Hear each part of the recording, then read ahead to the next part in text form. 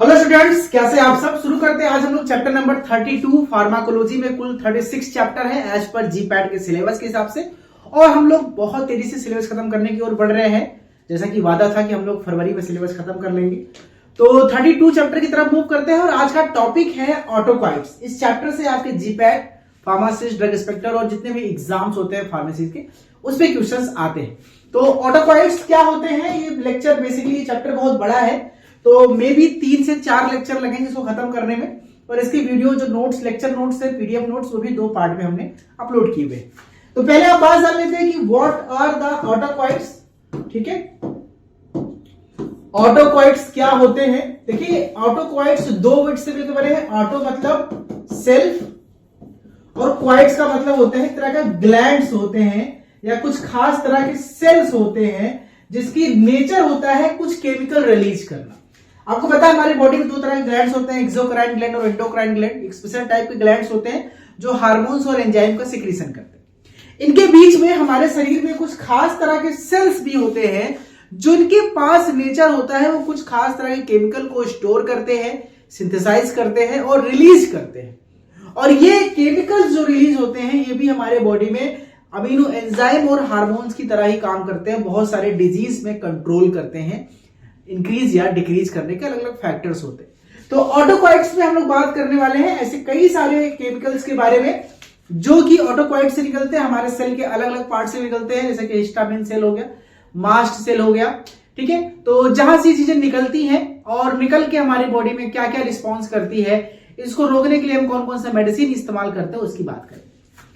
Part 1 में histamine, serotonin, prostaglandin, thromboxane और ल्यूकोट्रीन्स, ये 5 खास के बारे में बात करेंगे। और पांचों में सबसे इंपॉर्टेंट हिस्टामिन है, फिर सीरोटोनिन है। इनसे क्वेश्चन एग्जाम में बहुत आते हैं, बहुत ज्यादा आते हैं। तो हम लोग स्टार्ट हिस्टामिन से करेंगे लेक्चर नंबर 1 में, हिस्टामिन फिनिश करेंगे, फिर लेक्चर नंबर 2 में प्रोस्टाग्लैंडिन और सीरोटोनिन को निपटाएंगे। और ऐसे करते करते 4-5 लेक्चर्स में हम इसको खत्म करने की कोशिश करेंगे।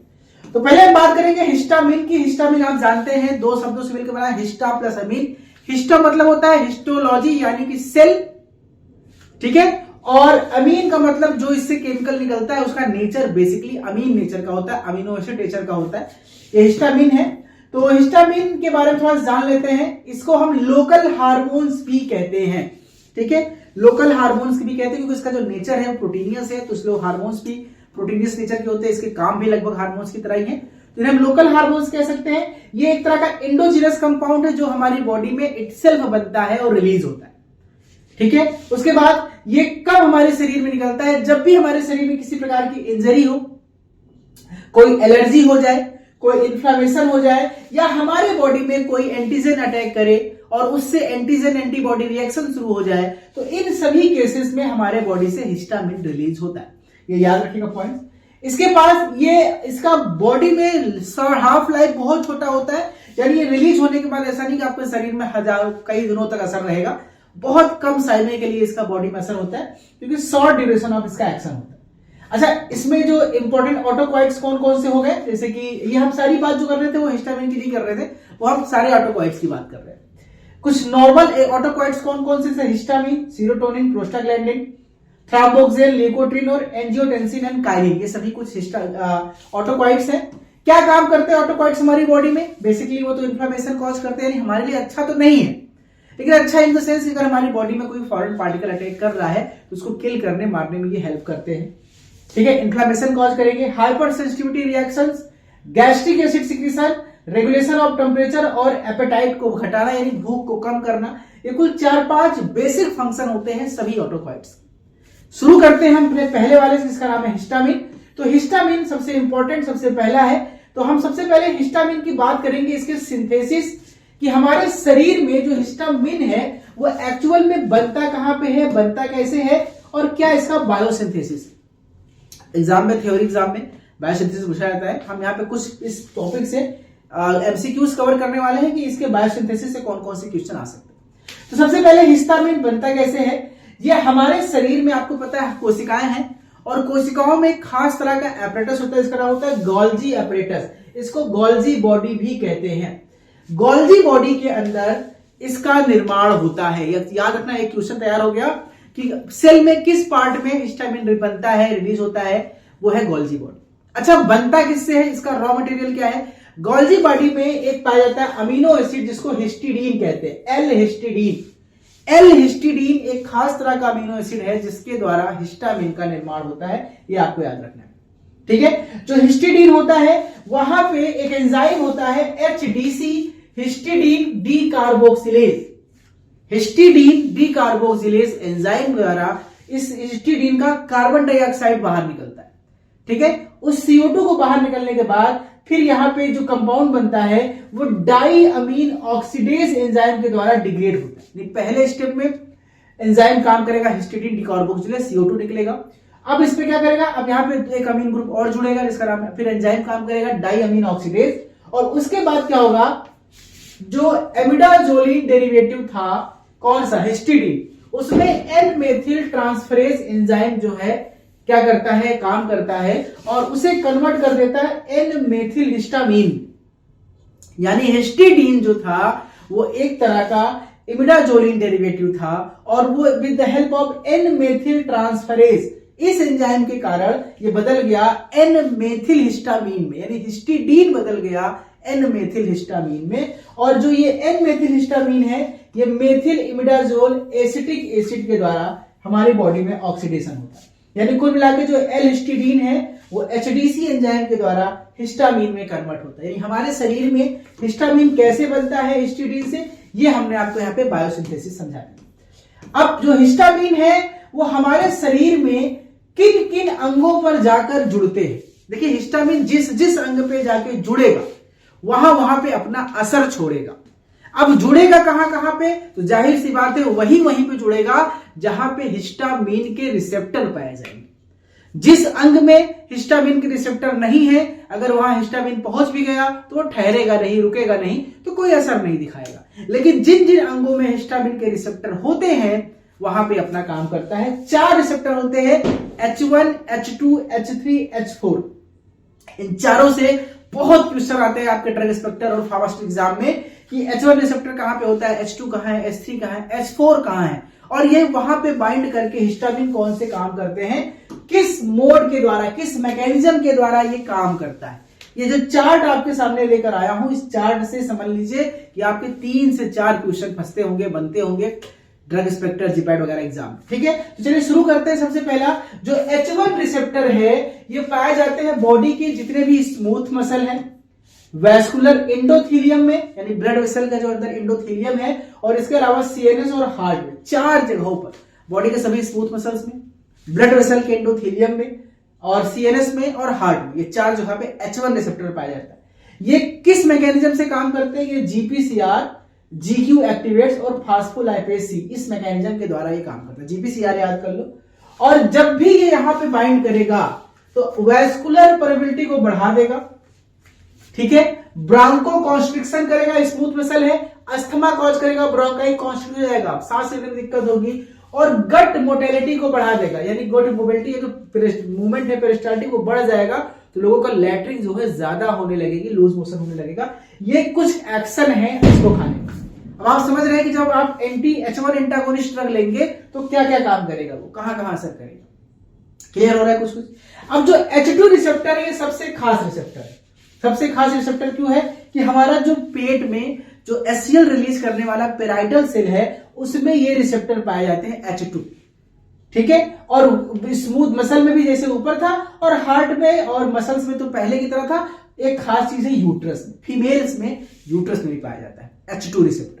ठीक है, अब आप लोग जो दवाइयां खाते हैं ना, H2 एंटाहिस्टामिनिक दवाइयां खाते हैं ना, सारे रोमेटिडिन, लोमाटिडिन, फोमाटिडिन, वो सब क्या होते हैं, वो एसिड रिक्रीशन को रोकते हैं।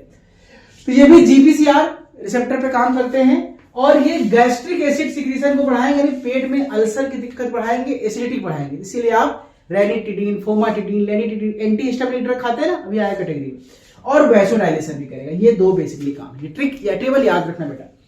H3 रिसेप्टर की बात करें तो ये कॉमन नहीं है, ये थैलेमस इंटेस्टाइन और मेल के टेस्टिस में पाया जाता है। याद रखिएगा, फीमेल में H2 रिसेप्टर यूट्रस में और H3 रिसेप्टर मेल के टेस्टिस में पाया जाता है।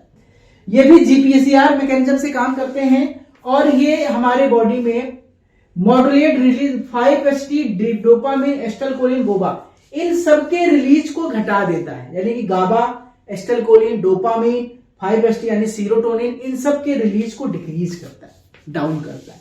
वहीं पे H4 रिसेप्टर सबसे कम पाया जाता है, जो मास्ट सेल में पाया जाता है, और ये CAMP पाथवे से काम करता है, तो ये इसका होना बहुत रेयर। ठीक है, तो ये टेबल जरूर याद कर लेना बेटा, इससे क्वेश्चन बहुत सारे फंसते हैं। अब हम बात करते हैं कुछ फार्माकोलॉजिकल एक्शन की, कि अगर हिस्टामिन हमारे बॉडी के अलग अलग ऑर्गन में जब ये बाइंड करता है तो कौन कौन से असर दिखाता है। मैंने कहा ना हिस्टामिन बहुत इंपॉर्टेंट टॉपिक है, इससे बहुत क्वेश्चन आते हैं, इसे कवर कीजिएगा। तो हिस्टामिन अगर ब्लड वेसल में बाइंड करेगा तो वैसोडाइलेशन करेगा, ब्लड वेसल को डायलेट करेगा, यानी ब्लड प्रेशर डाउन हो जाएगा, वैसोडाइलेशन करेगा। और अगर हम सबक्यूटेनियस इंजेक्शन दे रहे हैं तो थोड़ा सा हीटनेस ऑकर होता है, यानी थोड़ा सा शरीर में गर्मी बढ़ती है, फ्लशिंग सा आता है, ये होता है।